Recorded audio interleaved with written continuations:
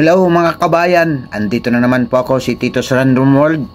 Sa ngayong video na ito mga kabayan, mayroon lang ako sa inyo ipapabatid or ihahatid na isa pang update. Ngayon kung sakali hindi pa ninyo ito alam, hindi naman lingid sa ating kalaman na nagkaroon tayo ng problema sa West Philippine Sea.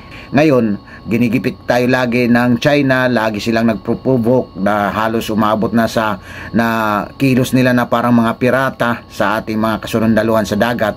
Ngayon, itong update ko sa inyo mga kaibigan, ito yung galing sa salita, sa pahayag ng kapatid mismo ni PBBM na si Senator Amy Marcos. So panoorin po natin ito mga kaibigan, dito mismo natin malalaman. At ito yung haka-haka natin noon pa na kaya ang China nag-iinit sa atin, hindi dahil sa kung ano pang rason, pero dahil nga sa pakikipag-alyansa natin sa US. So ito po yung detalye na pahayag na pagkwento ni Senator Amy Marcos kung bakit tayo pinag-iinitan ng China. Aminin natin ang problema talaga dahil sa tingin ng China, talagang kumampi na tayo sa kalaban nila. Nagbigay tayo ng 17 base militar sa pakiwari nila, yung EDCA sites. Talaga mainit ang ulo nila. Natatakot talaga ako habang umiinit diyan sa West Philippine Sea. May nakita ako na plano ng China na gagamitin yung hypersonic missile. Hindi naman nila iniisip na lulusob dito sa Pilipinas yung katakot-takot na army nila, mga navy nila. Hindi ganoon. Ang plano, air. At ang plano, yung hypersonic missile. At nakatakda na yung 25 na target nila. So yun, 25 targets sa Pilipinas. At hindi gagamit sila ng mga sundalo. Missile lang. Yung hypersonic missile lang ang gagamitin sa atin. Kawawa naman tayo mga Pilipino, kawawa naman ang Pilipinas. Nang dahil lang sa pagkukupkup natin sa US, nang dahil dyan sa mga 17 EDCA sites na ibinigay ni Marcos na ni PBBM, nang dahil dyan sa 17 EDCA sites na ibinigay na i-provide sa US, na pinayagan ng US magtayo ng mga base militar dito sa ating bansa. Okay? Ngayon, ito pa yung masakit. Kitang-kita na, ang sabi ng US, hindi daw nila kaya labanan yung hypersonic missile. Mas lalo akong ninervyos kasi akala ko kapag missile, meron yung ibang bansa yung tinatawag na Iron Dome, hindi makapasok yung missile. Kapag hypersonic daw, kayang-kaya pumasok. Ganyan lang kadali. Durog daw. Ano bang klase yun? Kasi sa pagbabasa natin, may mga Brahmin missile na sa Batanes, pati sa Subic.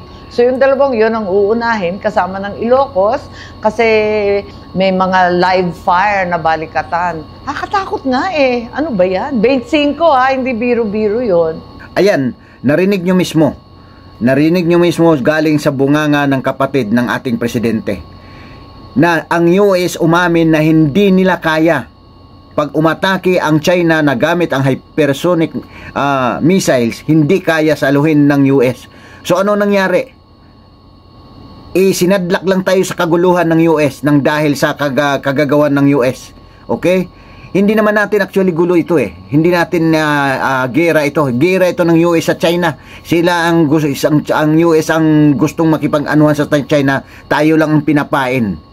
Ngayon, dahil dito sa 17 EDCA sites, nagagalit ang China kasi iniisip nila na tayo ay kumampi na sa kanilang kaaway.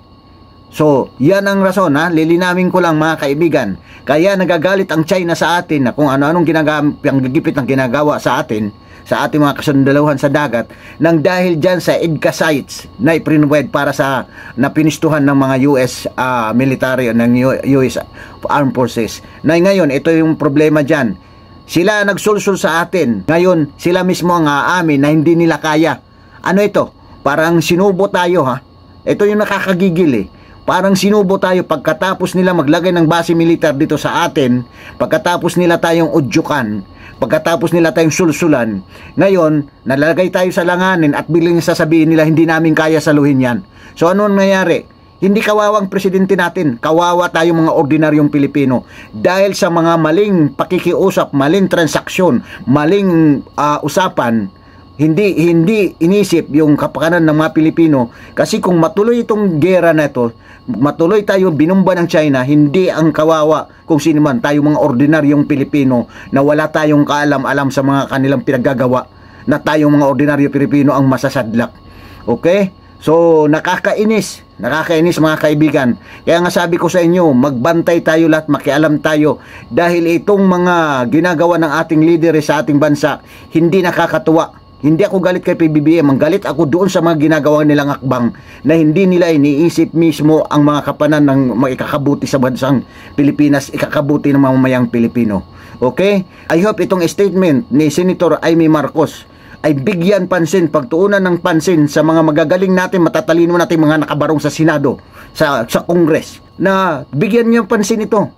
Kung kinakailangan imbestigahan ito, kailangan alamin kung paano ito nangyari at totoo ba ito. Dahil hindi ito biro-biro na manggagaling sa kapatid ng isang presidente na siya mismo magkikwento na dahil sa 17 sites ng EDCA sites, nag-iinit ang China sa atin. Ang akala ng China na kumampi tayo sa US, which is tama naman. Iisipin talaga kumampi na tayo sa US kasi inalaw na natin na magpwesto sila dito ng mga panggera nila dito sa ating bansa.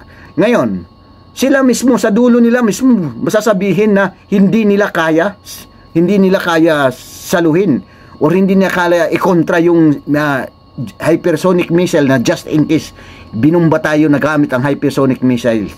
Kasi nga hindi naman sila gagamit ng mga sundalo hypersonic missile ang gagamitin sa atin. So napakalit lang ng Pilipinas, burado tayo.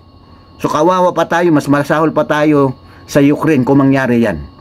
So mga kaibigan, yun, sa mga PBBM supporter, sa mga Duterte supporter, at sino pa man dyan mga matatalino, ito ang buhay natin ay nakalalagay sa alanganin.